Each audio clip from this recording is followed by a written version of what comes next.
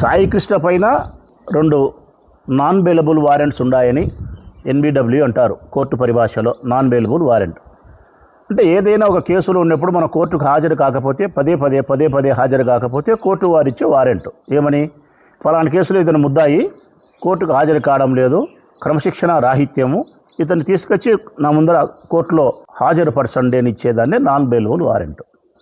ఈ సాయి కృష్ణ మీద అటువంటి 2 కేసులు ఉండడం నాన్ బెయిలబుల్ వారెంట్, కోర్టుకు హాజరుపరచమని. ఈ కారణాన్ని సాకుగా చూపించుకొని ఎక్కడో మార్కాపురంలో అతను ఉండేవాడిని పోలీసులు పట్టుకొచ్చినారు. టాస్క్ ఫోర్స్కు సంబంధించిన వాళ్ళు పట్టుకొచ్చినారు. టాస్క్ ఫోర్స్ అనేది ఒక separate police station, Krishnalanka police స్టేషన్లో పనిచేసేది కాదు.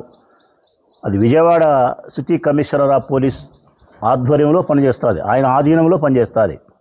ఆయన చెబితేనే టాస్క్ ఫోర్స్ వాళ్ళు పోతారు.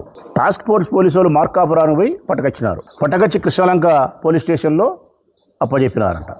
కృష్ణలంక పోలీస్ స్టేషన్లో అప్పచెప్తే సుమారుగా 10 రోజులు, వారం నుంచి 10-12 రోజులు పోలీస్ స్టేషన్లో ఒక ప్రైవేటు హోటల్లో చిత్రహింసలు పెట్టి అతన్ని, అంటే మొట్టమొదట అక్రమ నిర్బంధం తర్వాత హింసించిన తర్వాత లాకప్లో డెత్, చంపేసిన తర్వాత మృతదేహాన్ని తీసుకుపోయి మాయం చేసే క్రమంలో దహనం చేసిన తర్వాత పట్టుబడకూడదని చెప్పి ఆధారాలను ధ్వంసం చేసే ప్రక్రియలో భాగంగా పోలీస్ స్టేషన్లో ఉండే సీసీ ఫుటేజీలు నెల రోజుల నుంచి మాయం చేయడం. పోలీస్ స్టేషన్లో సీసీ ఫుటేజీలు లేవు. అతను ఏ ప్రజా వైద్యశాలకు తీసుకుపోయినారో సీసీ ఫుటేజీలు లేవు. తర్వాత ఏ ప్రైవేటు హోటల్లో పెట్టి కొట్టినారో అక్కడ సీసీ ఫుటేజీలు లేవు. ఎక్కడ మణిపాల్ హాస్పిటల్ తీసుకుపోయినారో అక్కడ సీసీ ఫుటేజీలు లేవు. ఏ శ్మశాన వాటికైతే తీసుకుపోయినారో దహనం చేసేదానికి అనాథ శవం అని చెప్పి అక్కడ ఆధారాలు లేవు, కాల్ డేటా లేదు. తర్వాత మరొకటి కూడా గూగుల్ టేక్అవుట్స్ కూడా లేవు, టెక్నాలజీ ఏది లేదు.